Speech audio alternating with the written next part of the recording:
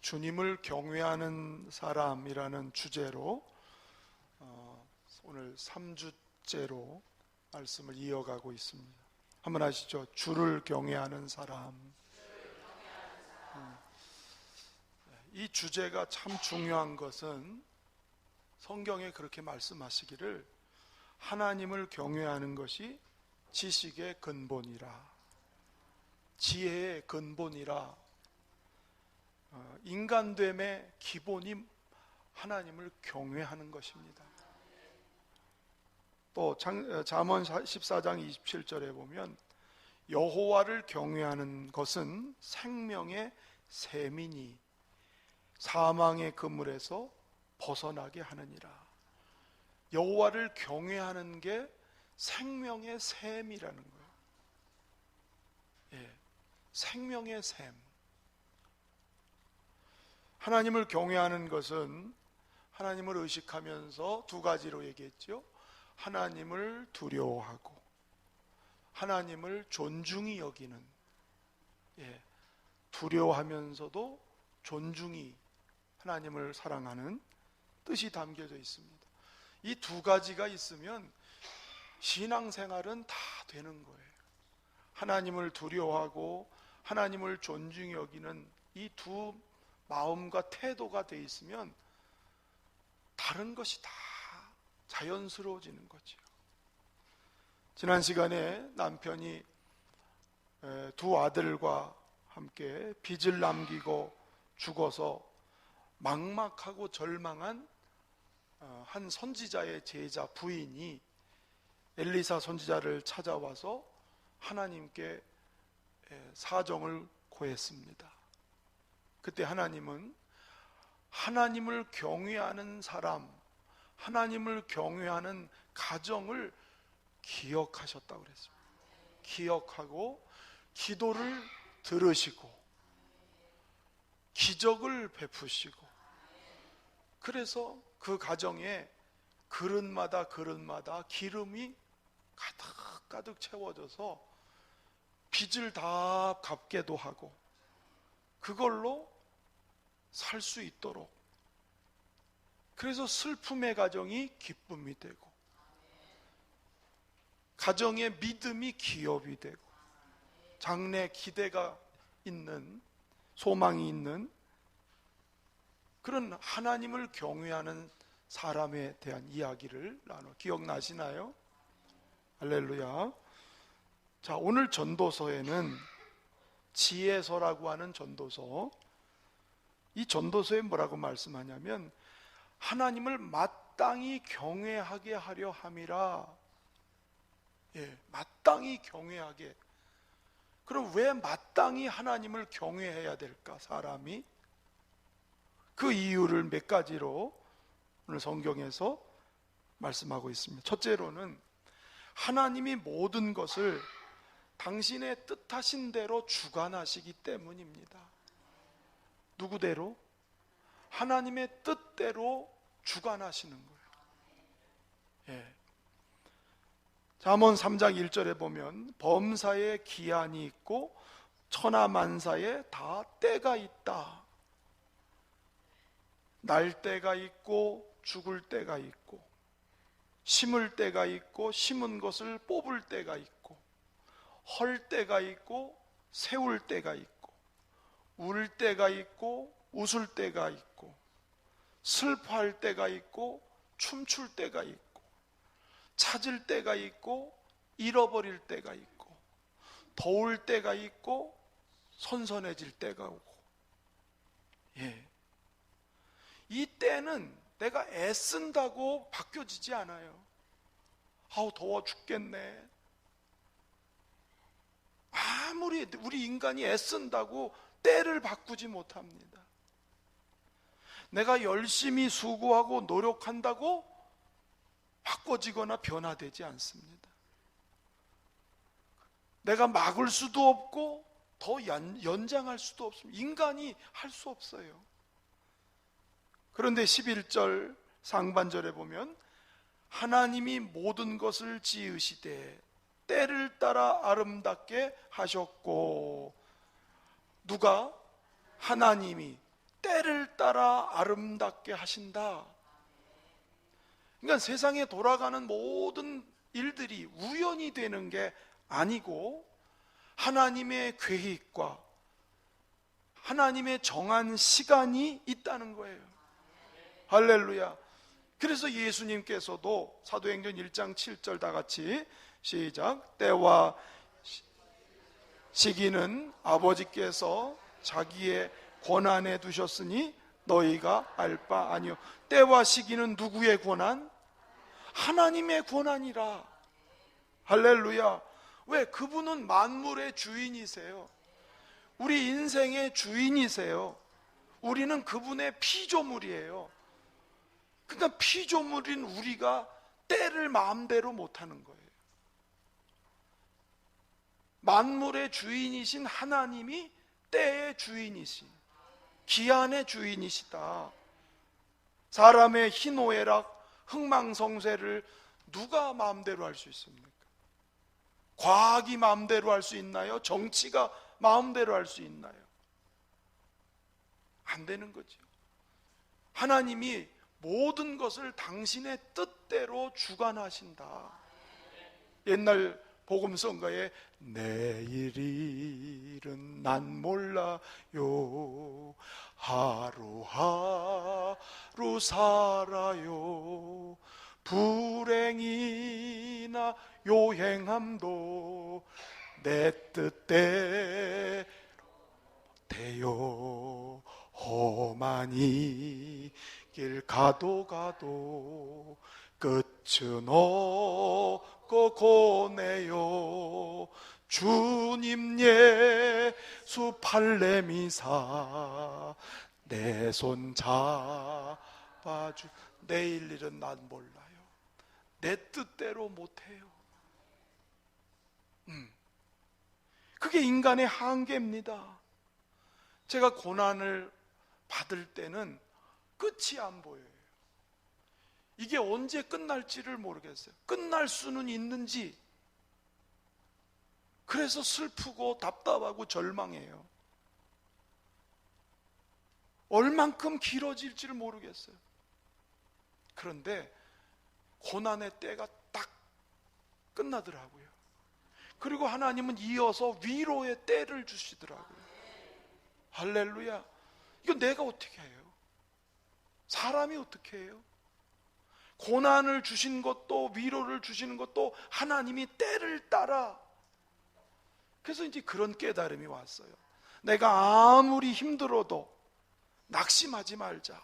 왜? 힘든 때가 있으면 좋은 때가 오니까, 고난의 때가 오니까 위로의 때가 오니까, 잘 될 때도 자고하지 말라는 거지요. 왜? 잘 될 때도 있지만 실패할 때도 오니까 교만할 거 없다는 겁니다. 그래서 이걸 아는 사람, 내 때가 아니고 하나님이 모든 걸 뜻대로 주관한다라고 하면 겸손할 수밖에 없어요. 그래서 경외하는 마음, 하나님을 경외하는 마음. 잠언 15장 33절 시작. 여호와를 경외하는 것은 지혜의 훈계라. 겸손은 존귀의 길잡이니라. 여호와를 경외하는 것은 곧 겸손으로 나타나는데, 겸손한 사람은 길잡이가 되세요. 하나님이 길을 인도해 주세요. 여러분, 여호와를 경외하는 것은 겸손으로 나타납니다. 왜? 내 뜻을 모르니까, 내 뜻대로 되는 게 아니니까. 한때 개구먼으로 유명했던 신보라 씨라는 여자분 아시는 분들 아실 텐데, 이 여자분이 갑자기 없어졌잖아요. 한참 잘 나갈 때 없어졌어요. 알아봤더니, 알아본 게 아니라 이제 알았는데 미국에 있더라고요. 저희 딸네 집 옆집에 살더라고요. 시집가서 거기 있더라고요. 남편이 무슨 연구원, 프린스턴 대학의 연구원으로 있는 거예요. 매일 두 집이 왔다 갔다 하더라고, 저희 딸하고. 근데 그 신보라 씨가 간증을 해요. 대학 졸업하고 내가 어느 길로 가야 될지 막막하고 답답하고. 근데 어렸을 때부터 본 게 엄마가 새벽마다 눈물 흘리면서 기도하는 거를 어렸을 때 봤대요. 그래서 자기도 엄마처럼 해야 되겠다. 새벽마다 기도하기를 시작했대요. 하나님, 내가 갈 길을 인도해 달라고. 그러다가 KBS 공채 공고가 나니까 지원서를 낸 거지요. 근데 불안해 죽겠어요. 답답해 죽겠어요. 쟁쟁한 사람들이 나오는데 내가 여기 나가서 어떻게. 그래서 새벽 기도하면서 하나님 아시지요? 하나님 뜻대로 나를 인도해 주세요. 새벽마다 하나님께 부르짖었는데 마음에 담대한 마음을 주시더래요. 그래서 그 연기 시험을 보는데 당첨이 됐잖아요. 당첨한 그 심판관이 그러더래요. 보기에는 잘 못했는데 아주 당당하기 때문에 이 여자는 앞으로 뭔가 할 것 같다. 그래서 뽑았다는 거예요. 여러분, 신보라 씨가 그 당당함을 누가 주셨냐? 하나님이 주셨어요. 그래서 상을 휩쓸었잖아요. 상 받고 나서 그래요. 예수님께 감사합니다. 예수님의 은혜입니다. 자기가 경험하고 얘기하는 거니까. 할렐루야. 자기의 모든 건 내려놓고 하나님 뜻을 따라서 겸손히 기도하니까 하나님 길을 인도해 주셨어요. 할렐루야. 그렇습니다. 두 번째로 누가 하나님을 경외하냐면 하나님이 사람에게 영원을 사모하는 마음을 주셨기 때문입니다. 영원을 사모하는 마음. 11절 중반절 읽어보겠습니다. 시작. 또 사람들에게는 영원을 사모하는 마음을 주셨느니라. 할렐루야. 모든 피조물 가운데 영원을 사모하는 존재는 오직 사람뿐입니다. 영원을 사모하는 존재. 그래서 모든 종교에는 막연하지만 내세관이 있고요, 죽은 자에 대해서 다 제사를 지내요. 세상 사는 거로 끝이라면 왜 제사를 드리겠어요? 잘 모르지만 뭔가가 내세가 있다는 거 아니에요? 영원한 세계가 존재한다는 거 아닙니까? 아무리 죽고 싶은 사람도 사실 그 본성 속에는 죽고 싶은 마음이 없습니다. 죽고 끝나는 게 아니라는 거죠. 인간에게는 영원을 사모하는 마음이 있습니다. 동물은 그게 없어요.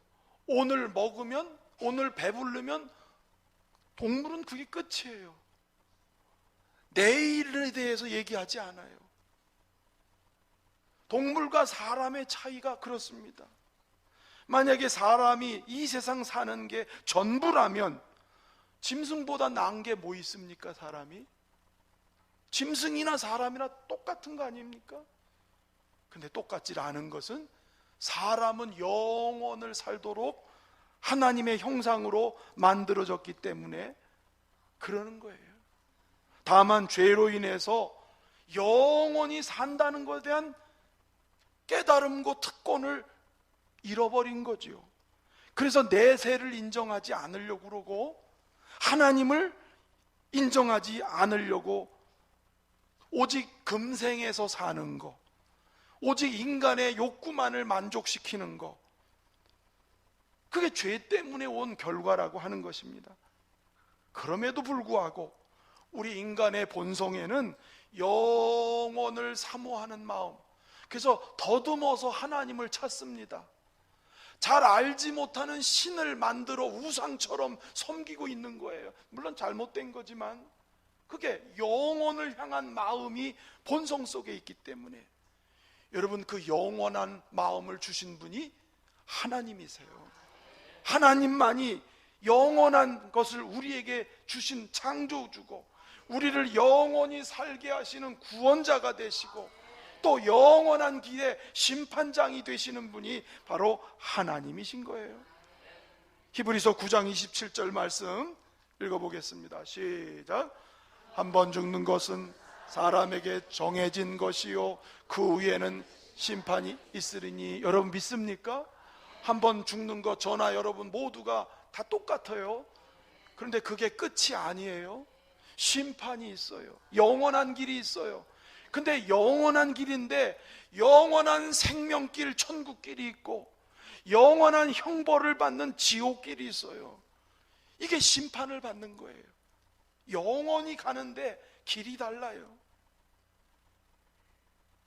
그러니까 이 심판을 생각하는 사람은 하나님을 두려워할 수밖에 없습니다. 그래서 죄를 멀리하는 거예요. 인간이 도덕과 윤리를 가지고 있는 것은 이 심판이라는 것 때문에 그런 거거든요. 잠언 8장 13절 말씀을 같이 읽어보겠습니다. 시작. 경외하는 것은 악을 미워하는 것이라.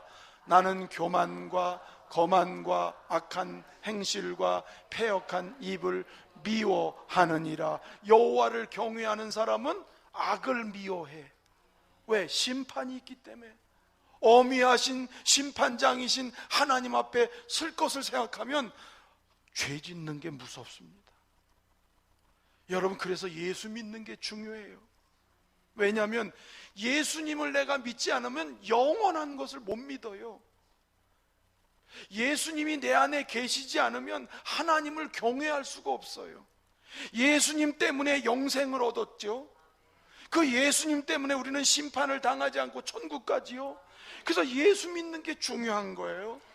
예수 안에서 새롭게 된 사람은 그래서 더 이상 죄의 종이 되지 않고 하나님을 경외함으로 거룩함으로 살아가는, 할렐루야, 영원히 살기 때문에 우리는 여호와를 경외해야 됩니다.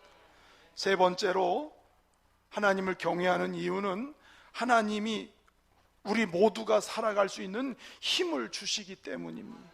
힘을 주세요. 12절 13절 읽어보겠습니다. 시작.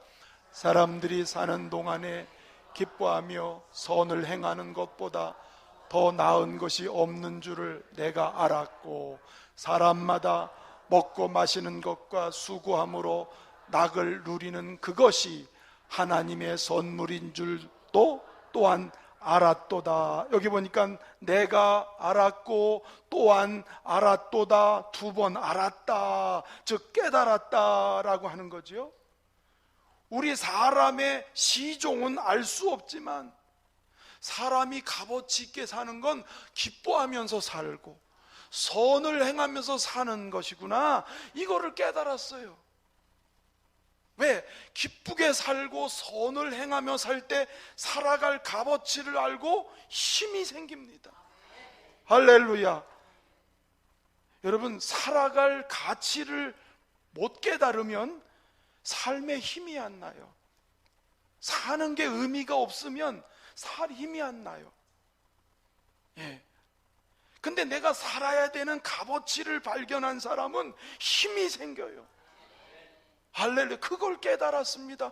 그렇게 살아가는 힘이 하나님이 주신 깨달음에서 왔습니다. 또 먹고 마실 수 있는 거, 수고하며 낙을 누리는 것이 하나님의 선물인 줄도 깨달았다.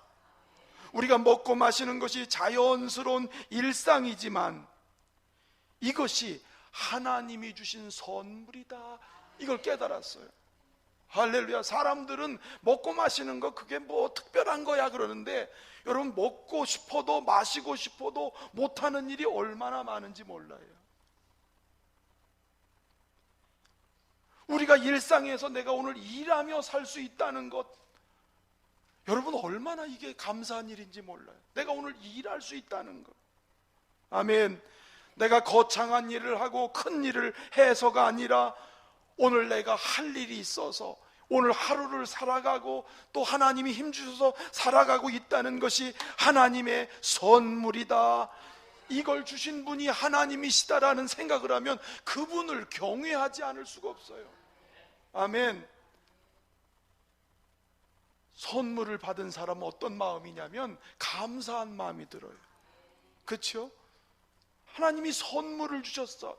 일상을 살아가는 이 삶의 모든 것이 하나님의 선물이라고 생각하면 감사한 마음이 들어서 하나님을 경외하며 살아갑니다. 그런 노래 여러분 부르셨죠? 오늘 숨을 쉬는 것 감사. 나를 구원하신 것 감사.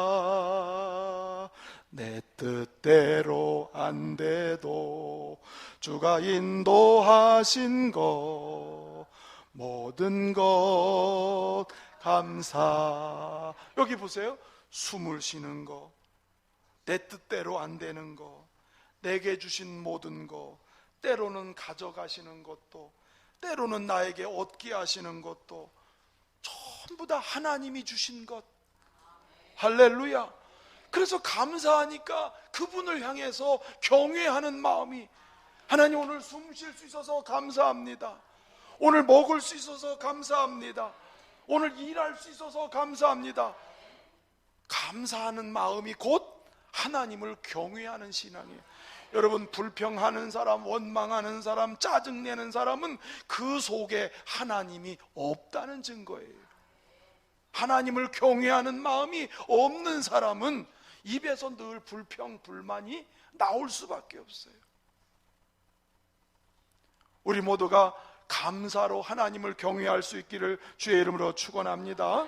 마지막 세 번째로 하나님을 경외하는 이유는요, 하나님이 행하시려는 모든 것이 완전하고 영원하기 때문이다. 자, 읽어보실까요? 시작.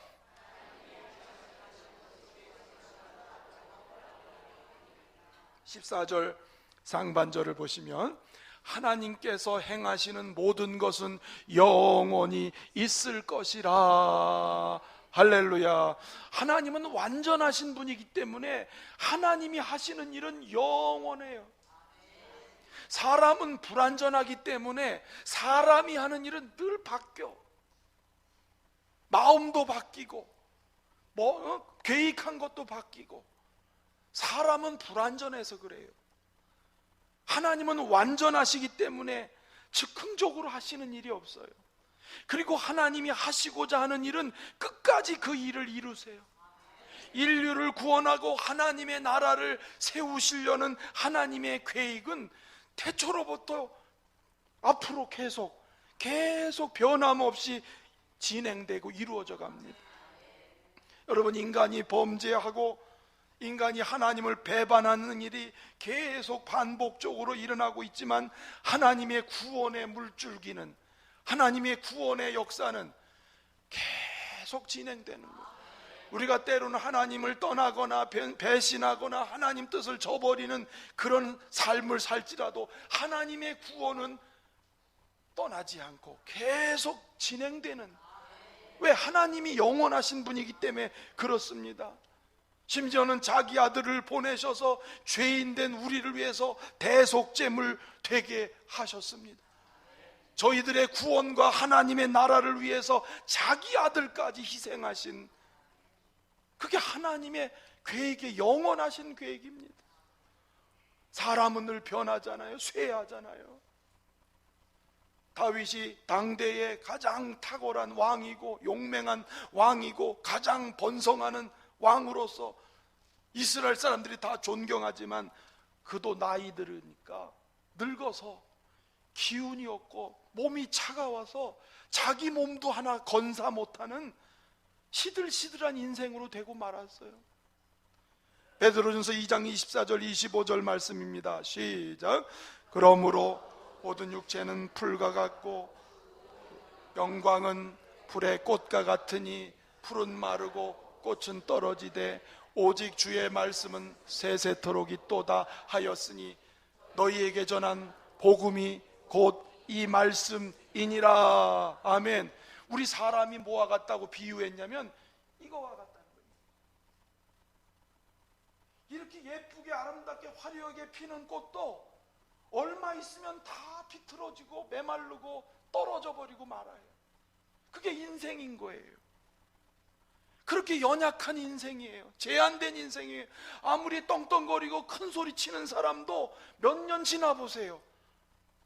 머리도 기억력도 쇠해지고 기운도 쇠해지고 다 썩고 무너지는 게 인간의 육체라는 거지요. 그의 반면에 하나님, 그의 말씀은 세세 무궁토록 예수 그리스도는 어제나 오늘이나 영원토록 동일하신 하나님. 그래서 그 영원하신 분의 말씀은 지금도 그대로 이루어져 간다는 것이죠. 할렐루야. 우리가 그렇게 고난 가운데 있을 때 풍랑 가운데 다가오신 예수님 그 성경 얘기가 우리들에게도 적용됐잖아요. 풍랑 가운데 찾아오신 예수님, 구약의 출애굽 사건이 우리들이 경험한 사건 아닙니까? 출애굽시켜서 열린문교회를 만드셨잖아요. 3층에서 떨어진 아기를 천사가 받들어주는 성경 얘기가 지금 이루어졌잖아요. 할렐루야. 하나님 말씀만 영원하기 때문에 그런 거예요. 하나님 말씀은 세세무궁토록, 그러니까 제한되고 쇠약하는 인생이 영원하신 하나님을 어떻게 할 수밖에 없어요. 의지하고 의탁하고 그분을 경외하며 사는 것, 당연히 나타나는 겁니다. 그러니까 자기의 한계를 느끼는 사람, 자기의 쇠약함을 인정하는 사람은 하나님밖에 없습니다. 하나님만 의지합니다. 그분께 맡기는 것이요. 할렐루야. 여러분, 질그릇 같은 일이 인생이에요. 깨지고 부서지는 우리 인생이에요. 그렇죠? 그런데 이 질그릇 같은 인생 가운데 보배로 오신 예수님이 담겨졌어요. 그 영생하는 예수가 내 안에 계시니까 우리도 영생하는 겁니다.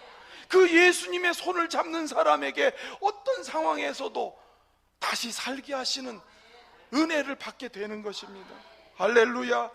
잠언 14장 26절 시작. 경외하는 자에게는 견고한 의뢰가 있나니 그 자녀들에게 피난처가, 여호와를 경외하는 자에게 견고한 의뢰. 하나님 견고하시잖아요. 그분이 나의 의지가 되주세요. 그리고 그분이 나의 피난처가 되주세요. 소망과 평안이 있다는 거지요. 또한 잠언 23장 17절 18절 시작. 내 마음으로 죄인의 형통을 부러워하지 말고 항상 여호와를 경외하라. 정령이 내 장래가 있겠고 내 소망이 끊어지지. 여호와를 경외하는 자에게 장래가 있어요. 소망이 있어요. 아멘. 저는 왜 사람이 하나님을 경외해야 되는지를 오늘은 전도서의 지혜를 함께 나누었습니다. 한번 네 가지를 보세요. 왜 하나님을 경외하는 게 당연한 건가? 하나님의 뜻대로 모든 것이 주관하고 계시니까. 하나님의 뜻대로 되는 그분 앞에서 우리는 겸손해질 수밖에 없어. 겸손히 경외하는 거예요, 하나님을. 할렐루야. 두 번째는 사람에게 영원을 사모하는 마음을 주셨어요. 심판이 있다는 얘기예요. 그러니까 그분 앞에서 우리는 거룩하게 죄와 멀어지는 거, 그게 경외하는 거예요. 세 번째로 우리가 살아가는 모든 힘을 주시는 분이 하나님이세요. 그러니까 그분께 감사하며 사는 게 여호와를 경외하는 거예요. 그리고 하나님만이 변함없는 영원하신 분이니까 우리가 의지할 분은 그분밖에 없어요. 따라서 겸손, 거룩, 감사, 의탁, 이게 곧 뭐냐면 여호와를 경외하는 삶의 모습이에요. 우리 모두가 하나님을 경외함으로 성경의 약속이 이루어지기를 주의 이름으로 축원합니다.